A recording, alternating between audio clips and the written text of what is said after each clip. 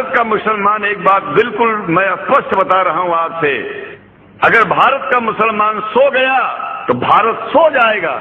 इसलिए भारत को जगाना है तो मुसलमानों को जागते रहना पड़ेगा।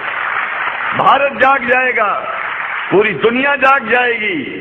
ये भी मैं जानता हूं कि भारत के सच्चे हिंदुओं को, जो सच्चे सनातन धर्मी हैं, उनको मुसलमानों से प्रेम चाहिए, उनको मुसलमानों से भेद नहीं चाहिए।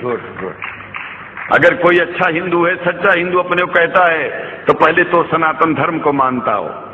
अगर हिंदू की परिभाषा सनातन धर्म से हट करके कोई परिभाषा है, तो ऐसे हिंदू धर्म को मैं तिलांजलि देता हूं। हिंदू धर्म कुछ नहीं है। फिर हिंदू धर्म वही है जो वेद को माने, पुराण को माने और सनातन को माने। सनातन धर्म धर्म है, और उस धर्म को न मान के अपनी एक नई व्यवस्था चलाना शुरू कर दे, इसका मतलब ये है, और नाम भगवान का ले। एक बात और बता देता हूं, भगवान कोई आदमी की तरह नहीं है कि रोज रोज नियम बदलेगा।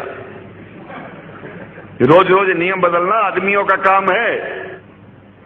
हमारे पूर्व प्रधानमंत्री साहब, मुझे दुख होता है कभी कभी, जबकि लोग ये न समझ बैठे कि मैं उनका विरोधी हूं। विरोधी नहीं हूं, लेकिन उनको खुद सनातन धर्म की परिभाषा नहीं आती है। विदेश में जाकर के हिंदू धर्म की गलत परिभाषा कर दी है, और हमको सबको ये दुख हुआ कि किस स्कूल में जाके पढ़े हैं ये।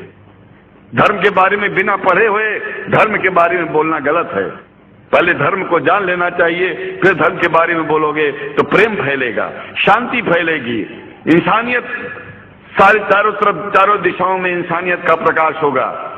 और मैं तो कहता हूं कि अगर शंकराचार्य लोग सब मिलकर के इस विचार में स्थित हो जाएं कि सनातन धर्म वो धर्म है जो इस्लाम से अलग नहीं, इस्लाम वो धर्म है जो सनातन से अलग नहीं, और जो भेद पैदा होता है या राजनीति में होता है, साम दाम दंड भेद, ये राजनीति में है, धर्म में नहीं है। धर्म में है एको ब्रह्म द्वितीयो नास्ति, एकमेव द्वितीयम ब्रह्म ला इलाहा इल्लल्लाह। ये धर्म कहता है, ये धर्म की बात है।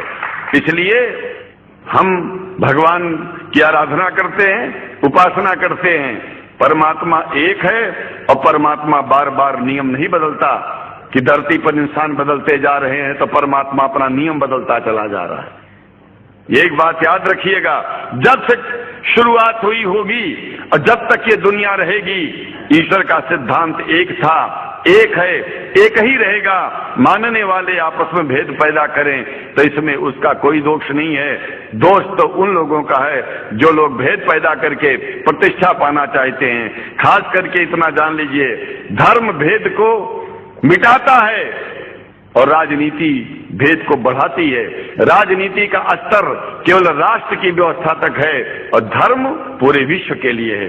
राजनीति से केवल आप देश का हित कर सकते हैं, लेकिन अगर विश्व का हित करना चाहते हैं तो धर्म की आवश्यकता है, और वो धर्म कुरान में स्पष्ट रूप से अच्छी तरह से समझाया गया है, बताया गया है। हमें हिंदी की कुरान भी प्राप्त है, उपलब्ध है, आज अंग्रेजी की भी मिल गई है।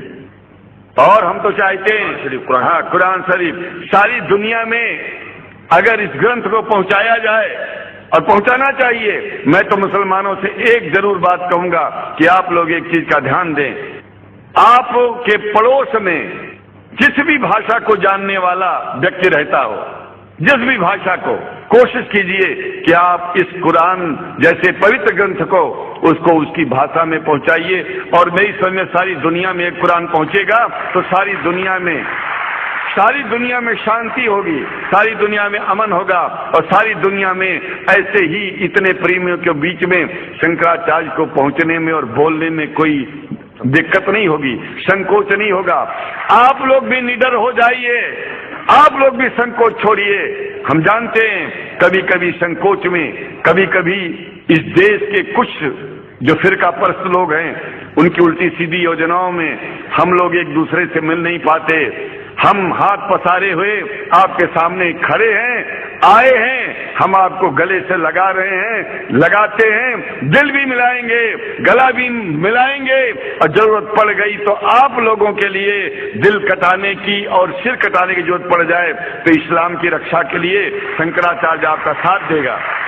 क्योंकि शंकराचार्य जानते हैं इस्लाम धोखा नहीं है।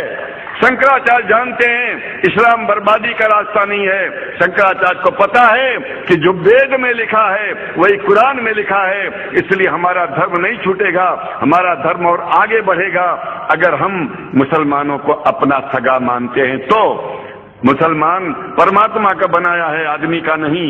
हिंदू जो अपने को कहते हैं वो भी जान लें कि वो परमात्मा के बनाए हैं, तो मुसलमानों से भेदभाव करना बंद कर दें और हमारी तरह सबसे प्रेम करें। डॉक्टर लखनऊ साहब, देखिए मैं अपरिचित था, जानता नहीं था, और मैं बड़ा प्रसन्न हूं कि वो समय निकाले और यहाँ आए। उनको तो मैं धन्यवाद क्या दूं, मैं तो ये चाहूंगा कि परमात्मा उनको शक्ति दे कि हम लोगों को सबको ऐसे ही सुंदर दिव्य बड़ी सभाओं में संबोधित करते हुए और हम लोगों के ऊपर वो स्वयं कृपा बनाए रखें और हम उनके साथ रहेंगे, जहां भी जो होगी सदा जीवन में उनका साथ देते रहेंगे। इन्हीं शब्दों के साथ जीवन में अब जब भी याद करेंगे, जब तक मेरा शरीर है, हम आपकी सभाओं में आते रहेंगे। ओम शांति शांति शांति। शुक्रिया और अल्लाह ताला शंकराचार्य जी को हिदायत